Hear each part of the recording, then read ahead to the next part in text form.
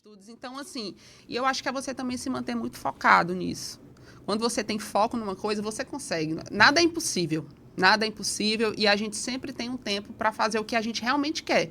Quando você quer alguma coisa, ninguém consegue lhe parar. Estamos começando mais um Recorte Jurídico, lembrando que todas as gravações estão acontecendo aqui na Unisset, né? Parceria forte, um estúdio maravilhoso que nos acolheu e nós estamos trazendo nomes muito fortes, né, da advocacia. Hoje, confesso para você que estou muito feliz, que é uma pessoa que eu admiro demais a trajetória, admiro demais os feitos atuais dessa pessoa e ela vai falar assim, um tema bem delicado, né, que fala sobre eleições. Mas eu não vou perder a oportunidade também de descobrir um pouquinho sobre a trajetória dela. E para falar sobre grandes assuntos, grandes dicas, eu vou pedir que o meu amigo Davi apresente aí a nossa convidada. Eu queria falar sobre essa convidada especial que a gente tem aqui hoje. Compõe entre os 100 advogados mais citados do Piauí no ano de 2025. Especialista em direito eleitoral, com especialidade no Tribunal de Contas. São poucas advogadas que estão no Tribunal de Contas aqui no estado.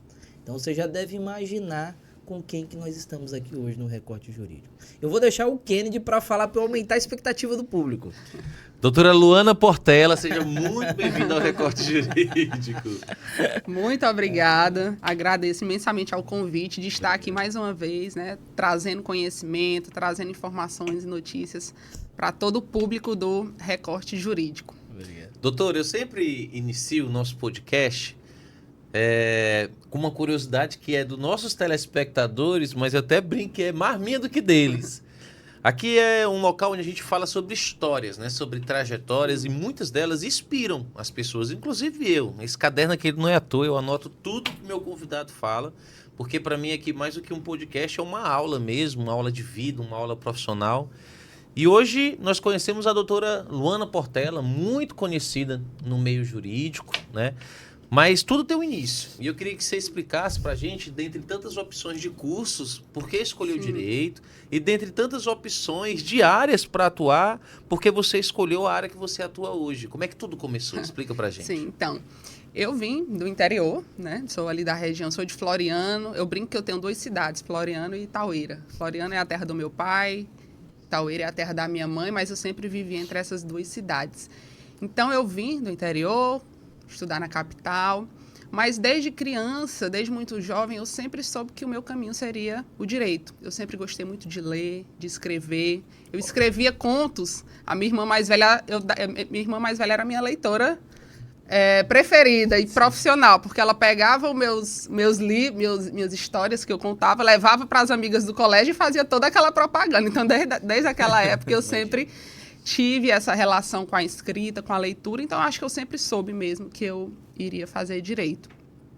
E quando eu vim, me formei em direito, e assim, eu sempre tive muito um viés político, porque a minha família é política, né? Meu avô, ele já foi vice-prefeito em 2 cidades, Taueira, Flores, já foi candidato a prefeito. Então, assim, eu tenho esse viés político e a minha atuação sempre foi voltada muito para essa área pública e eleitoral, até por conta disso também. Eu iniciei a minha carreira jurídica, trabalhei no IPMT da Prefeitura de Teresina, fiz parte também por um período na Procuradoria Jurídica do IAPEP, que antigamente era IAPEP, hoje era IASP, e depois eu tive o encontro com, de fato, a advocacia, no escritório de advocacia. Eu sempre achei que no viés do direito, eu sempre achei que eu seguiria a carreira de magistratura. Eu nunca pensei que eu fosse ser advogada. Eu estudava para concurso, para magistratura, mas nunca me faltou nada, meus pais sempre me deram tudo, mas assim, a gente precisa ter a nossa independência financeira, né? Então, aquela questão de concurso, tá estudando, e aí você fica, não, mas eu quero começar a ganhar dinheiro, eu quero trabalhar e tal. Então, eu fui tentar a advocacia também. E quando eu tentei a advocacia, foi onde eu me encontrei.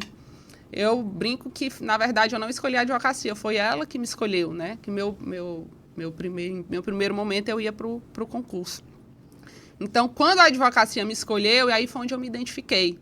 E eu acho que Deus, ele caminha sempre para o caminho certo, né? As portas começaram a se abrir E eu sempre fui uma pessoa muito focada e muito determinada em tudo que eu me proponho a fazer.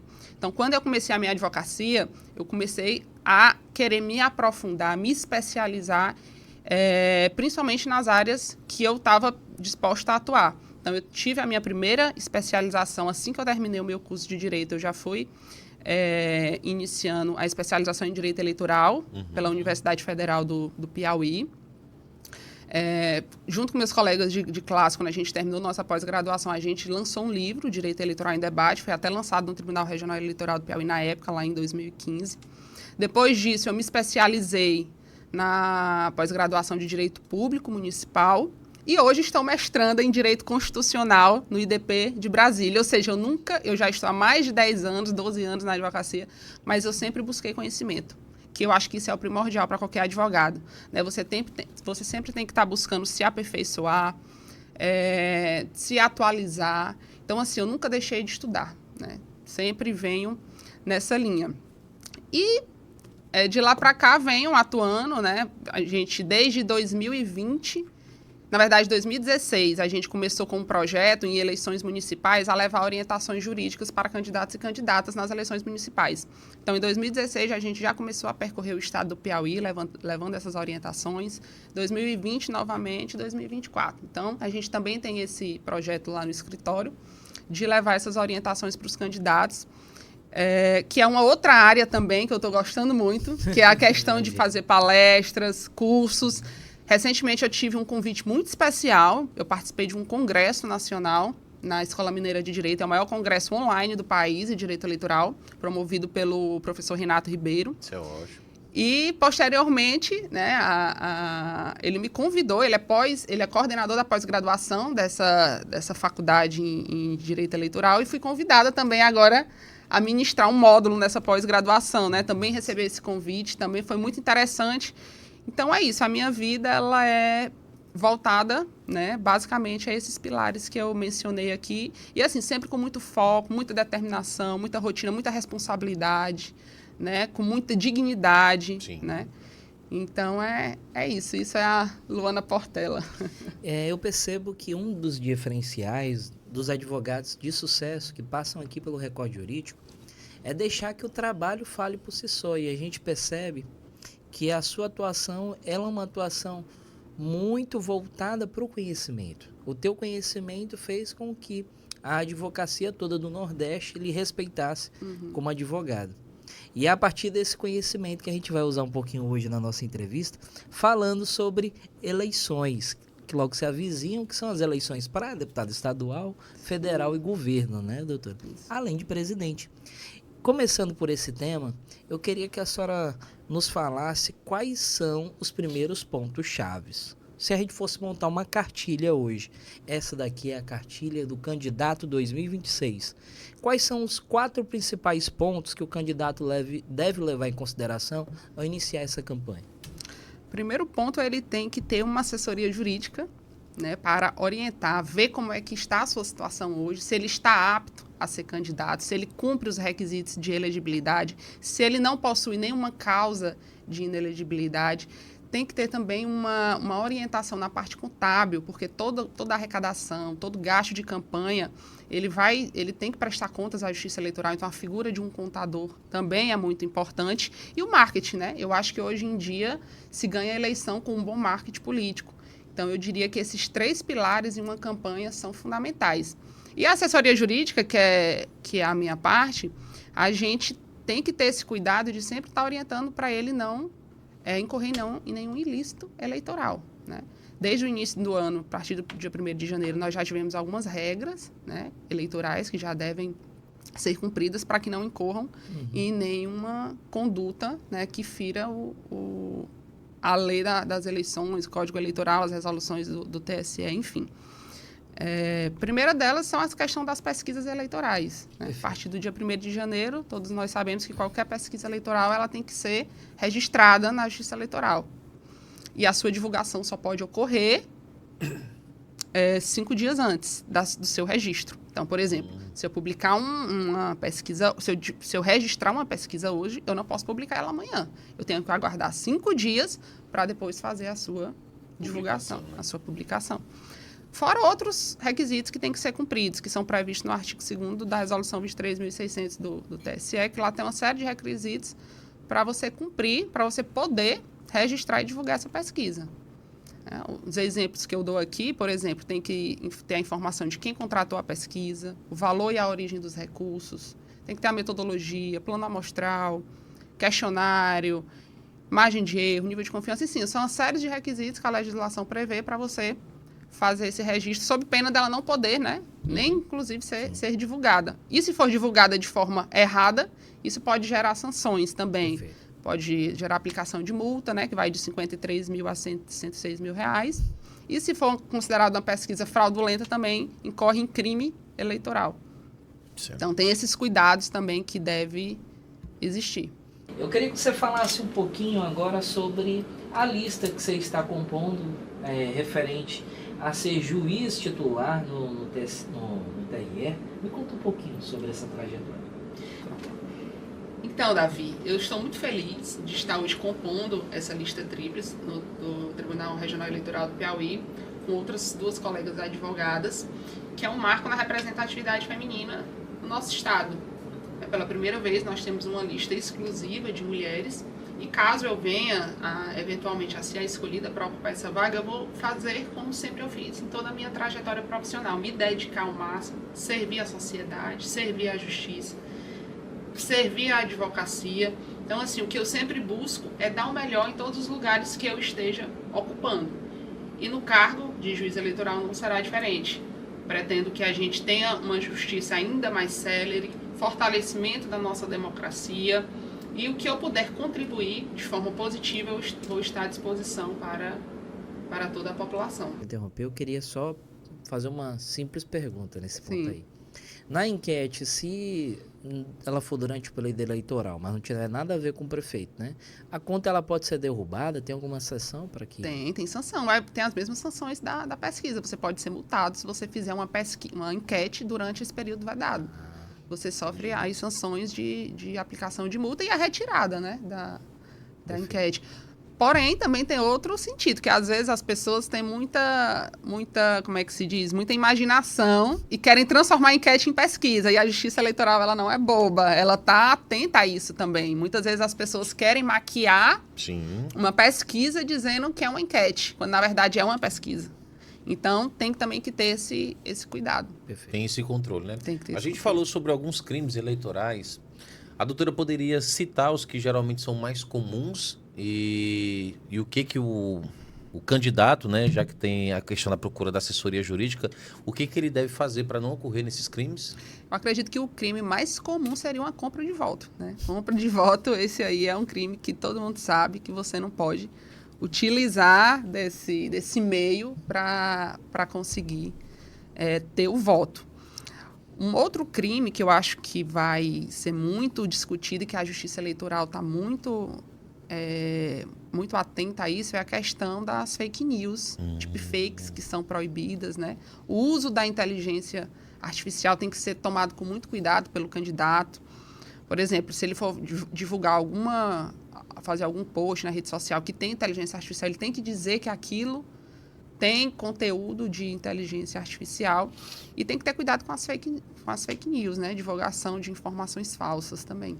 Perfeito. E nós temos também aqui uma questão muito importante, também que está sendo muito debatida, que é a violência contra a política de gênero, né? Violência contra a mulher, que também, a partir de 2021, foi criada uma lei que isso configura crime também, você cometer violência contra a mulher na política. A partir das eleições de 2024, já passou a valer. O Tribunal Superior Eleitoral tem um observatório que trata sobre isso, né? Você pode fazer denúncias, inclusive tem um mecanismo junto com a Polícia Federal que recebe esses tipos de denúncia. E, então, assim, esse discurso de ódio contra a mulher, querer fazer aquele discurso que mancha a sua honra, a sua dignidade, um discurso machista, misógino, isso tudo também configura que também vai ser muito observado nessas eleições, né? A questão do uso dessas inteligências artificiais, de deepfakes é terminantemente proibido, e a questão da violência também são uns que a gente pode citar aqui. A doutora Luana, eu percebo que é uma profissional que estuda bastante, né? Se mantém sempre atualizado. E o que me gera de curiosidade? Como é que consegue conciliar, por exemplo, né, o estudo de um mestrado com um lado profissional? Porque o direito eleitoral, né, eu acredito, principalmente agora nesse ano, ele vai ser bem intenso, né, para os advogados que atuam na área. Como é que é conciliar a vida de professora, palestrante, estudante e profissional de direito? Olha, não é fácil, mas assim, quando você quer muito, você se dedica bastante. Então, eu sempre tento separar os meus horários, né? Eu me programo para o que é que eu vou fazer. Eu tenho uma agendazinha escrita, nada de computador. Eu gosto daquela agenda igual a sua, a agenda física que eu vou anotando. Então, eu programo os meus dias. Hoje, eu vou de horário tal, vou receber clientes. No outro horário, vou despachar processos. No outro, vou fazer petições. Aqui, à noite, eu já me dedico mais ao mestrado, Excelente. aos estudos. Então, assim, e eu acho que é você também se manter muito focado nisso. Quando você tem foco numa coisa, você consegue. Nada é impossível. Nada é impossível e a gente sempre tem um tempo para fazer o que a gente realmente quer. Quando você quer alguma coisa, ninguém consegue lhe parar. E aí você vai achando os jeitos e vai. Por exemplo, ontem eu fui dormir meia-noite. Estava fazendo a revisão de um artigo que nós vamos... Vou dar um spoiler aqui, não vou falar muito, mas nós vamos... Eu com meus colegas de mestrado e com os professores de mestrado, nós vamos aí... no futuro lançar um livro, né? Então, ontem eu já estava revisando, fui dormir meia-noite já revisando isso. Bacana. Então, assim, já cheguei do escritório às 8 horas da noite, aí jantei rápido, então de 8 à meia-noite eu já me dediquei a isso.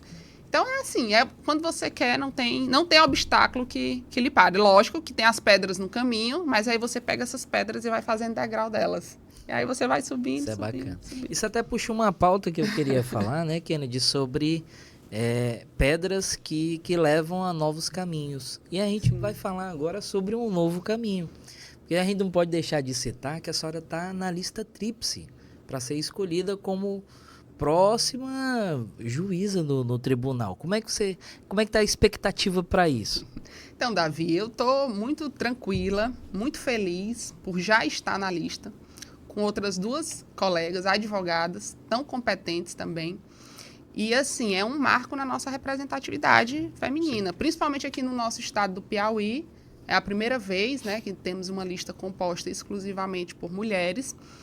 E o que eu posso oferecer ao Poder Judiciário e à sociedade é o meu trabalho, é a minha trajetória profissional.